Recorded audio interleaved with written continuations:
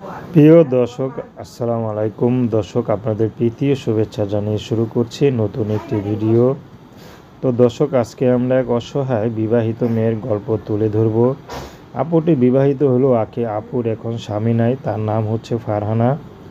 তার ডিভোর্স হয়ে গেছে, তার একটি সন্তান আছে।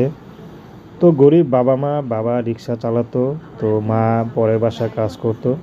অনেক কষ্ট করে ফারহানাকে বিয়ে দিয়েছিল, কিন্তু ফারহানার ডিভোর্স হয়ে যায়। ফারহানার পরিবারে একটি সন্তান আছে। তো সন্তান নিয়ে এখন ফারহানা খুবই কষ্ট করছে, অভাবে সংসার। তার ছোট একটা আরও ভাই আছে, বোন আছে। এগুলা চালাতে তার রিক্সাওয়ালার বাবার খুব কষ্ট হয়ে যায়। এর মধ্যে ফারহানা তার বাবাকে সন্তানকে নিয়ে আবার তার বাসায় উঠেছে।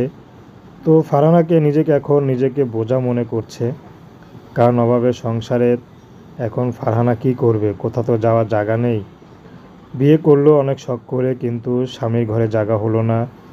শ্বশুর শাশুড়িও তাড়িয়ে দিয়েছে।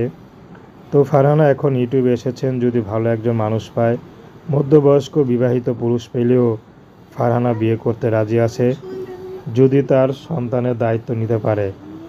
তো ফারহানা বর্তমানে হাতের কাজ করে টুকিটাকি, সেটা দিয়ে কোনো মতে বাচ্চার দুধের খরচটা যোগায়।